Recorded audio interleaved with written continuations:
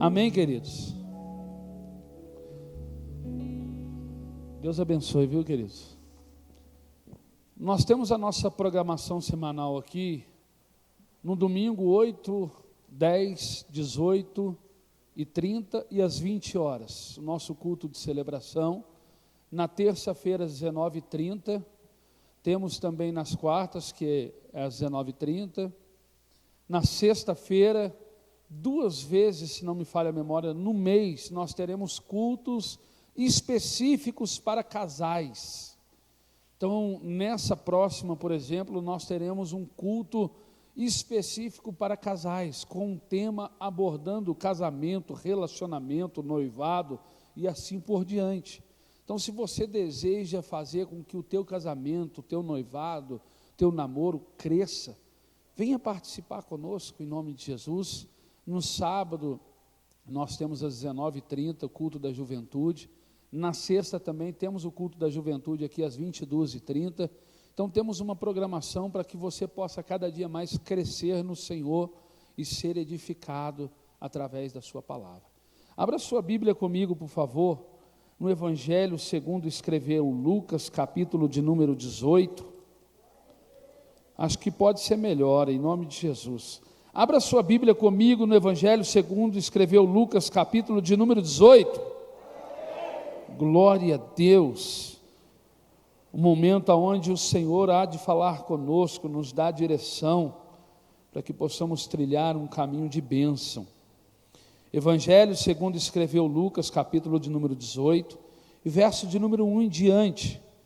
Diz assim a palavra de Deus: Disse-lhe Jesus uma parábola sobre o dever de orar sempre e nunca esmurecer.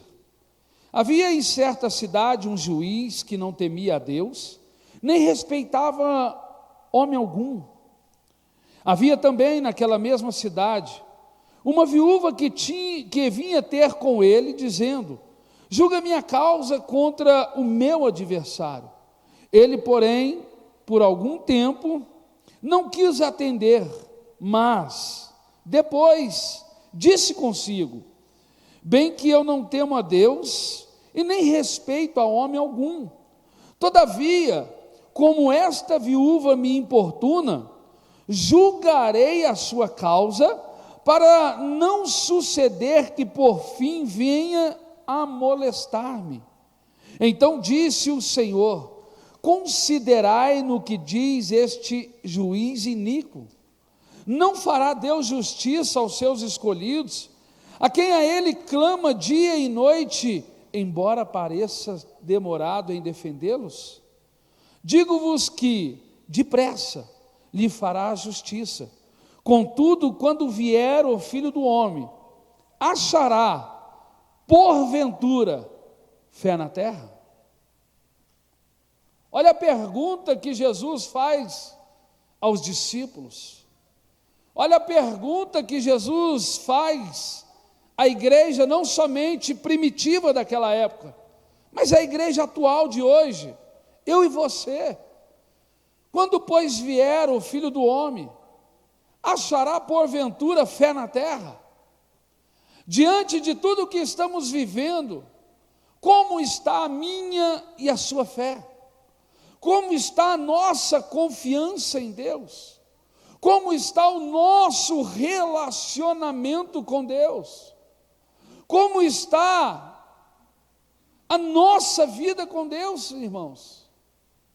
É interessante que Lucas, ele deseja nos ensinar a necessidade da oração perseverante, tendo em vista a segunda vinda de Cristo. Ele vai mostrar uma conversa, uma parábola que Jesus dirige aos discípulos a respeito da oração.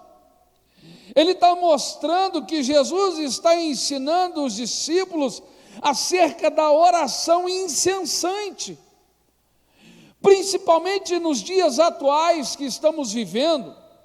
É de suma importância que eu e você possamos compreender de forma saudável a necessidade de uma vida ativa de oração. Porque a oração é uma das ferramentas mais poderosas que o cristão tem disponível para vencer determinadas guerras, batalhas, lutas, adversidades, perseguições que nós enfrentamos ao longo da vida.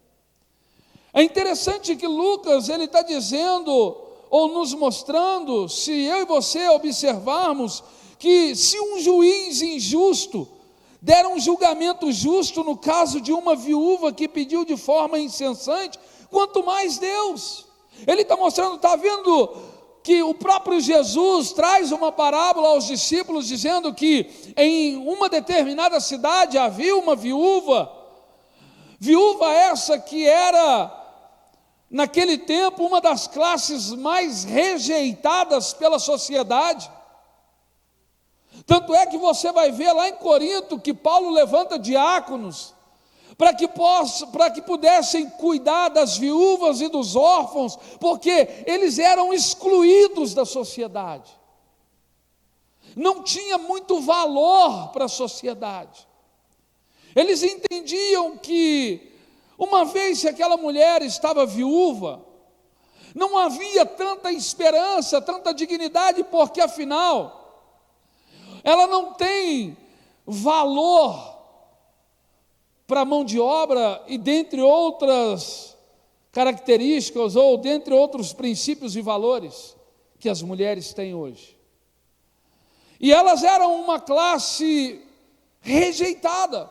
E Lucas está dizendo, está vendo, o Jesus, ele está dirigindo essa parábola aos discípulos, dizendo que em determinada cidade havia uma mulher viúva, excluída, rejeitada pela sociedade, que tinha uma causa para ser julgada, e que havia também ali um juiz que tinha autoridade, que tinha autonomia, mas que não temia a Deus e muito menos aos homens, e que por algum motivo não quis julgar a causa daquela mulher. Mas de tanto ela insistir, de tanto ela perseverar, ele chega à conclusão que não há outra forma senão julgar a causa dela. E Jesus está falando assim, é na minha e na sua vida. Nós precisamos compreender a importância, a necessidade de uma vida de oração. Nós precisamos entender, porque quando você olha para John Calvino, ele vai dizer que a oração é um antídoto para as nossas aflições, lutas, perseguições, batalhas, dificuldades que nós estamos vivendo, ou que nós vivemos. Porque afinal o próprio Jesus deixou muito bem claro que no mundo nós teríamos dificuldades, no mundo nós teremos aflições, mas precisamos fazer com que o nosso coração reaja de forma positiva diante desses desafios, e nós só vamos fazer com que o nosso coração reaja de forma positiva através da oração.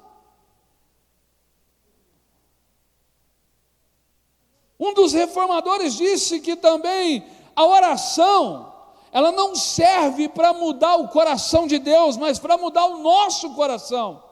Ela não muda a mente de Deus, mas muda a nossa mente. E Jesus está dizendo aos discípulos a necessidade, ele está dizendo que a oração não é uma opção na vida de um cristão.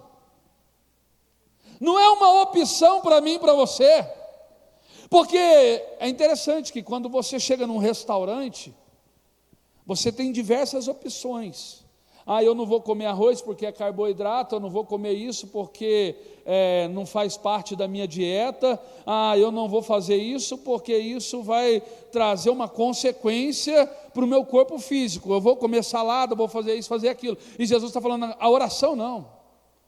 Se você está cansado, se você está aflito, se você está abatido, não tem opção, você tem que orar, você tem que botar a boca no pó, você tem que dobrar os seus joelhos, porque a oração é um antídoto, é um remédio para as nossas aflições. Quando você está com dor de cabeça, o que você faz? Vai no armário da tua casa, pega lá uma Novalgina, pega lá um Dorflex, pega lá qualquer remédio que possa amenizar aquela dor. E Jesus está falando, a oração é assim na vida do coração, na vida do cristão que está com o coração aflito, que está indeciso, que está com medo da pandemia, que está com medo do desemprego, que está com medo da enfermidade. Ele está falando, você precisa orar. Não é uma opção, é um dever. É um dever para mim e para você, porque existem determinadas situações que nós só vencemos através da oração. O próprio Jesus diz que existem certas castas de demônios que só são expulsos através do jejum e da oração. Existem determinados milagres que nós iremos alcançar através da oração, irmãos. Por exemplo, quando você olha Jesus ensinando os discípulos ao longo da sua caminhada, dos 3 anos e meio que ele exerceu o seu ministério aqui na terra, você observa que em todo o tempo Jesus está preparando os discípulos para que quando chegasse o dia da crucificação, os discípulos pudessem dar continuidade no Evangelho, anunciando tanto em Samaria, quanto em Jerusalém e nos confins da terra. Mas Jesus então, ele olha para os discípulos e diz assim, olha, vai haver um momento que vai chegar a minha hora, eu vou ter que ir, mas eu não vou deixar vocês órfãos, o Pai vai enviar para vocês o Espírito Santo, o Consolador. E Jesus então dá uma promessa aos discípulos, correto, irmãos?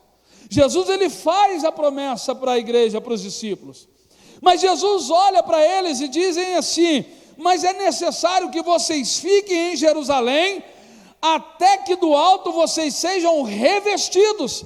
Antes de vocês anunciarem o Evangelho, vocês precisam ser revestidos de poder, e vocês só serão revestidos de poder através do Espírito Santo, e o Espírito Santo só vai descer sobre a vida de vocês em determinado tempo, e Jesus não fala para eles o tempo que vai descer, mas é interessante que quando você vai estudar, você vai perceber que Jesus morre, ao 3º dia ele ressuscita, fica mais 40 dias com os discípulos, ensinando os discípulos, depois ele é levado aos céus.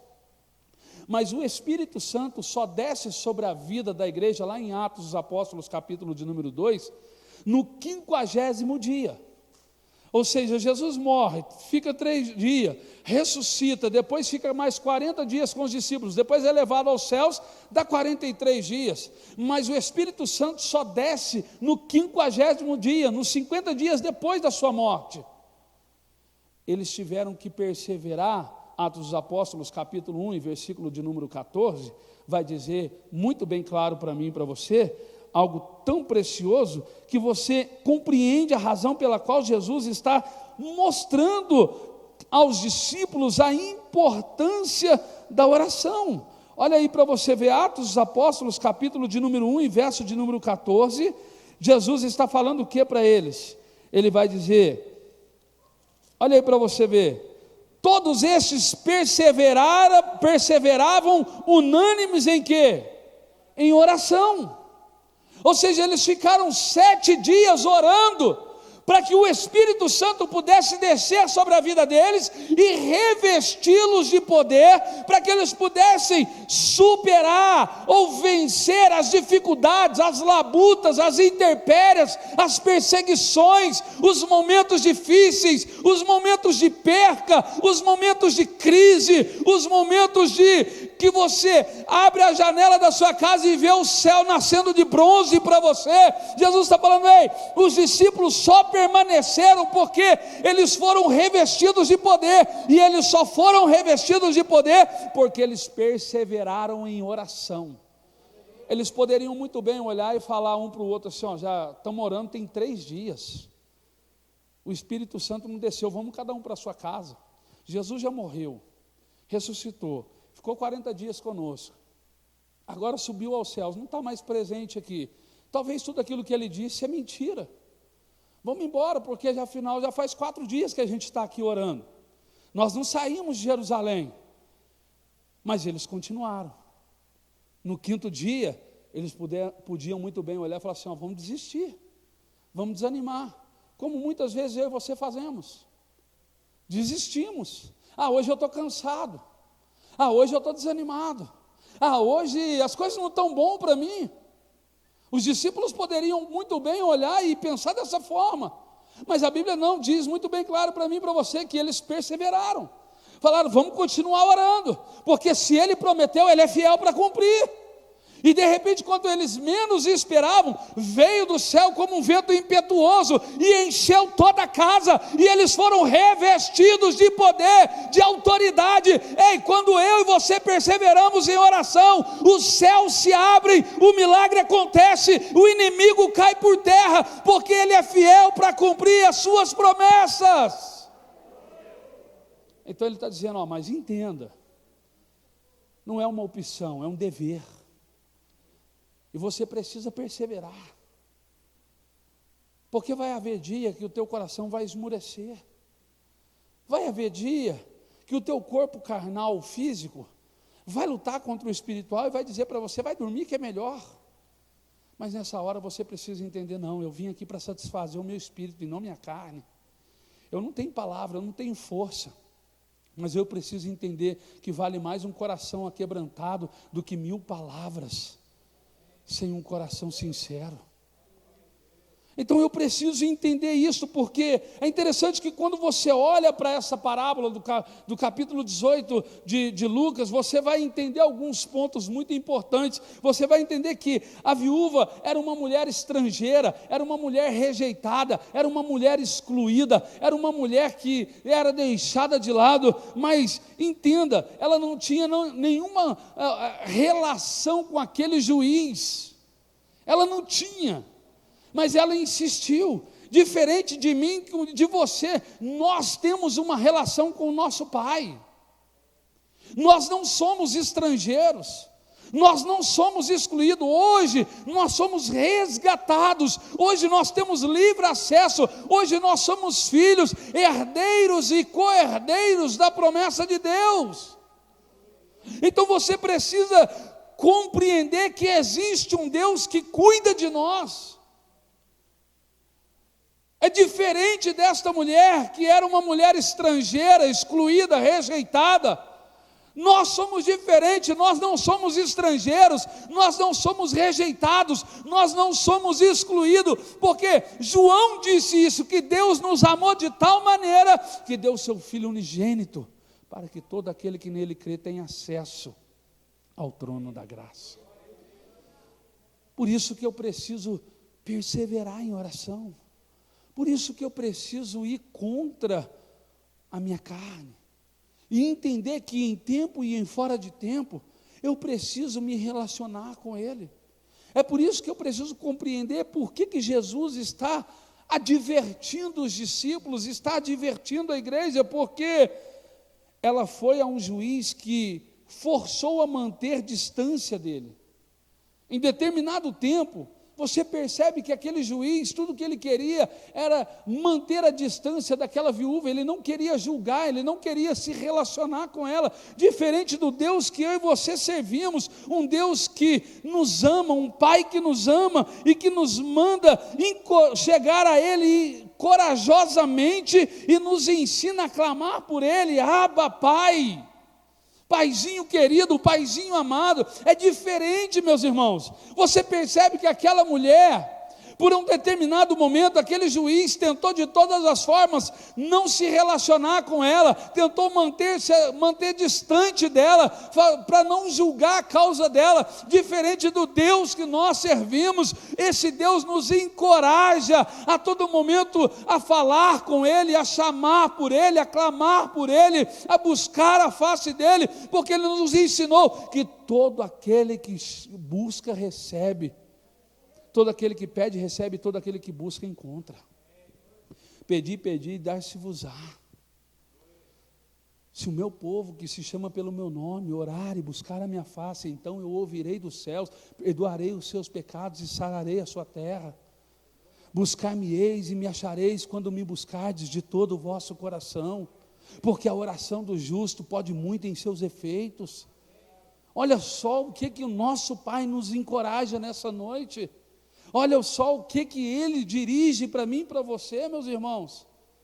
Não podemos nos abater, mas temos que nos firmar nesta palavra e entender que vale a pena orar, vale a pena perseverar, vale a pena clamar, porque aquele que perseverar até o fim, herdará a coroa da vida.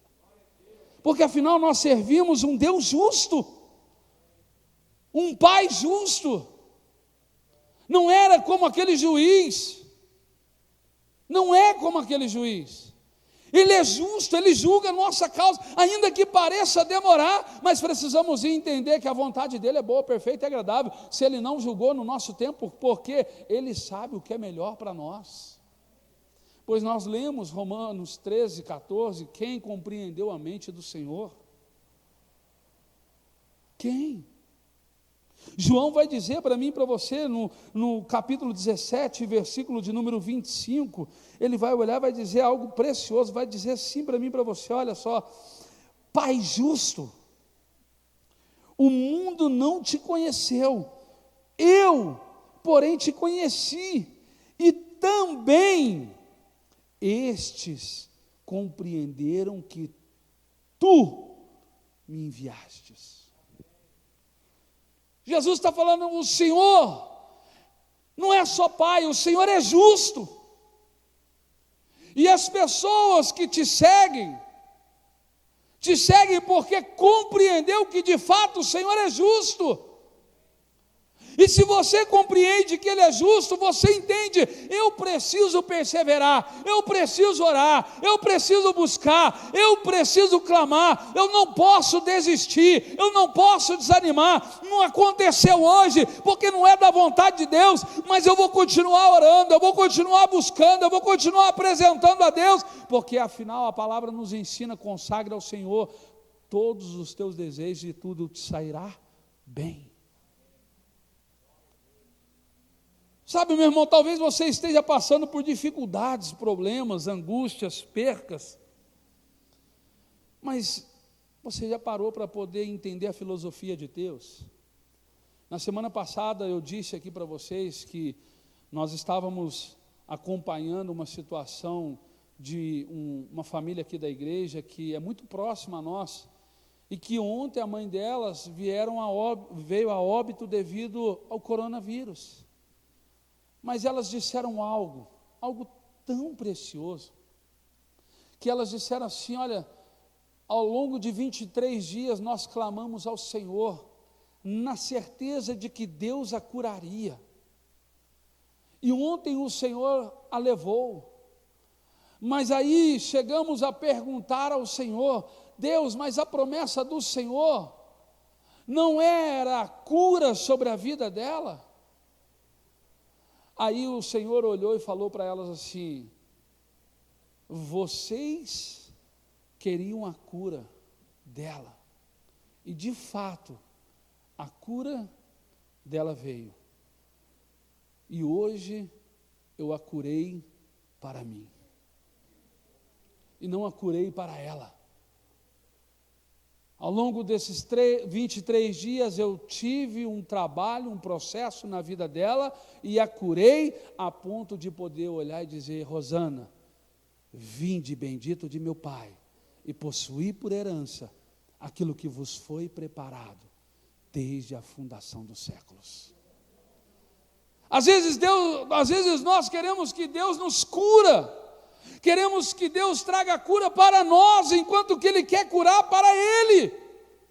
Às vezes nós queremos que Deus faça algo segundo o desejo do nosso coração, enquanto Ele está querendo fazer algo segundo o desejo do coração dEle.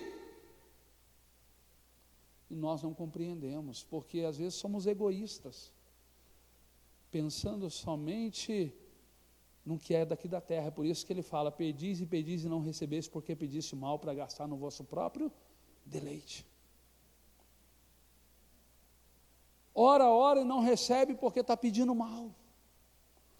Mas quando você entender que não tem nada a ver comigo e com você, as coisas vão fluir de forma mais saudável.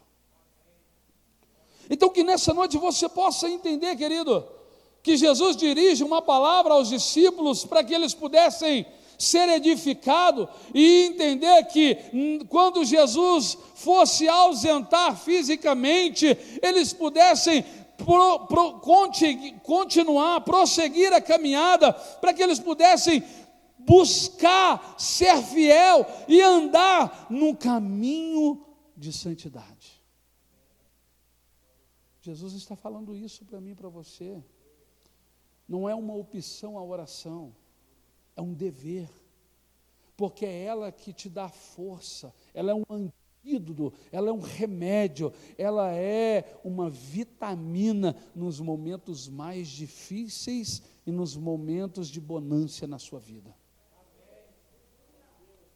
Eu não sei o que você veio buscar aqui nessa noite, mas eu quero te encorajar. Continue orando, continue apresentando ao Senhor, continue consagrando ao Senhor, não desista, busque, clame, porque todo aquele que pede, recebe. Eu gostaria que você ficasse de pé no seu lugar. E eu gostaria que nesse momento, meu irmão, a Bíblia diz que a salvação ela é individual. A Bíblia diz que o reino de Deus é conquistado por esforço. Você não precisa ter vergonha de reconhecer a sua humanidade. Você não precisa ter vergonha de reconhecer as suas mazelas, as suas fragilidades. Você não precisa ter vergonha de falar com o teu pai. Esquece quem está do seu lado. Esquece o que o teu marido, ou a tua esposa, ou o teu amigo vai ouvir o que você está falando para o pai. Mas foque naquilo que o pai vai ouvir e pode fazer na tua vida. E aí no teu lugar, eu gostaria que você curvasse a tua cabeça e começasse a clamar por ele. Se você veio aqui pedindo um milagre para ele, diga para ele: Senhor, eu reconheço que não há outro que possa fazer um milagre na minha vida, mas talvez eu tenha pedido errado, talvez eu tenha falhado na hora de pedir, e eu tenho pedido para gastar no meu próprio deleite, mas eu quero que nessa noite o Espírito Santo interceda por mim. Diga para ele, querido: Senhor, talvez há tantos anos eu tenho carregado mágoa no meu coração, mas hoje no mundo espiritual eu quero liberar perdão. Ou talvez você veio aqui para dizer: Senhor, em toda a minha vida eu carreguei uma capa da religiosidade, mas hoje eu quero jogar ela fora,